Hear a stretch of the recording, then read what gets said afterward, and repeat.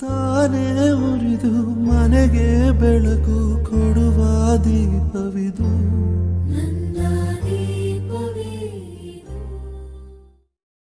Hi hello friends, welcome back Altha vlogs in Kannada.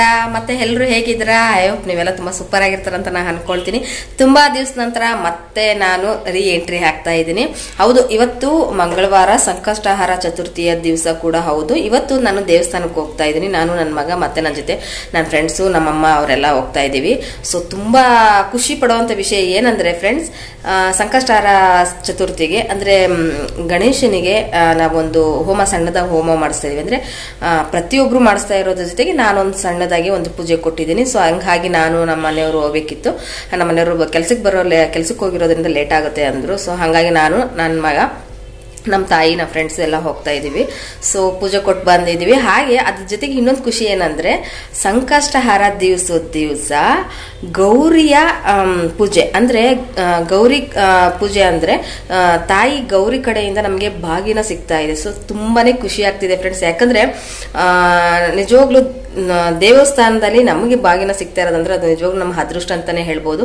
ಅದಕ್ಕೋಸ್ಕರ ಇವತ್ತು ದೇವಸ್ಥಾನಕ್ಕೆ ಹೋಗ್ತಾ ಇದ್ವಿ. ನಿಜವಾಗ್ಲೂ ತುಂಬಾ ಖುಷಿ ಆಗ್ತಿದೆ. ಈಗ ತಾನೇ ಜಸ್ಟ್ ಇವಾಗ ಸಂಜೆ 6 ಗಂಟೆ ಆಗಿದೆ. ಈಗ 6:15 ದೇವಸ್ಥಾನಕ್ಕೆ ಹೋಗ್ಬೇಕು. ಅಲ್ಲಿ ಹೋದ್ಮೇಲೆ ಯಾವ ರೀತಿ ಇತ್ತು, ಹಾಗೆ ಏನೆಲ್ಲ ಹೋಮ ಎಲ್ಲ ಮಾಡಿದ್ರು, ಹೇಗೆಲ್ಲ ನಾವು ಪೂಜೆಯಲ್ಲಿ ಪಾಲ್ಗೊಂಡ್ವಿ ಅನ್ನೋದನ್ನೆಲ್ಲ ಖಂಡಿತವಾಗ್ಲೂ ನಾನು ವಿಷಯ ತಿಳಿಸ್ತೀನಿ.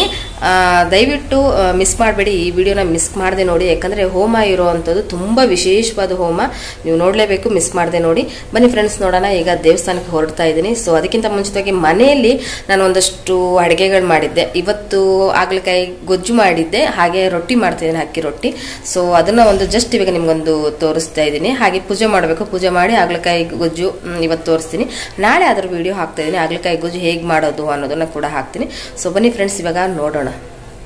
ಹಾಗಲಕಾಯಿ ಗೊಜ್ಜು ರೆಡಿಯಾಗಿದೆ, ಸಖತ್ತಾಗಿದೆ ಫ್ರೆಂಡ್ಸ್. ಮಾತ್ರ ನಿಜವಾಗ್ಲೂ ಅಕ್ಕಿ ರೊಟ್ಟಿಗೆ ಕಲಸಿಟ್ಟಿದ್ದೀನಿ ನಾನು. ಸೊ ಇವಾಗ ಅದನ್ನ ರೊಟ್ಟಿ ಹಾಕಬೇಕು. ಅದಕ್ಕಿಂತ ಮುಂಚಿತವಾಗಿ ಪೂಜೆ ಮಾಡ್ಬಿಡೋಣ ಅಂತ ಅನ್ಕೊಂಡಿದ್ದೀನಿ.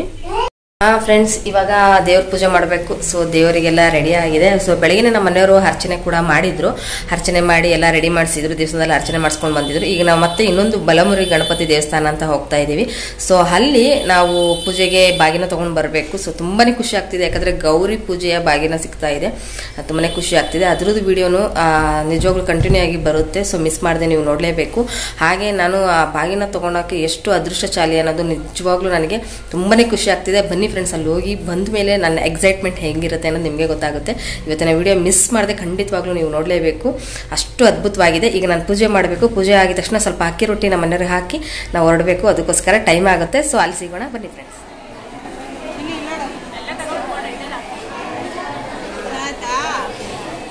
ಚೆನ್ನಾಗಿದೆ ಮನೆ ಮನೆ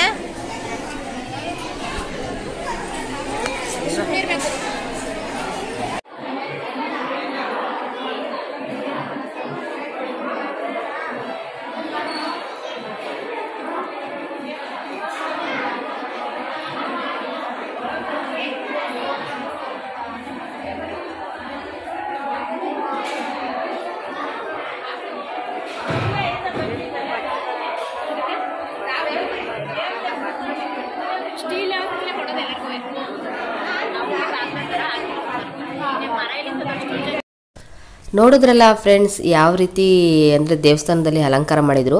ಸೊ ನಾವು ಸಂಜೆ ಹೋದಾಗ ನಮ್ಮ ಮನೆಯಿಂದ ಹೊರಟಾಗಲೇ ನಾವು 7 ಗಂಟೆ ಆಗ್ಬಿಟ್ಟಿತ್ತು. ಸಿಕ್ಕಾಪಟ್ಟೆ ಮಳೆ ಇತ್ತು. ಯಾಕಂದರೆ ಮೊನ್ನೆ ಎಲ್ಲ ಮಳೆ ಇಲ್ಲದೆ ಇರೋದು, ಇವತ್ತಿನ ದಿವಸ ಮಳೆ ಬಂದ್ಬಿಡ್ತು. ಸಿಕ್ಕಾಪಟ್ಟೆ ಬೇಜಾರಾಯಿತು.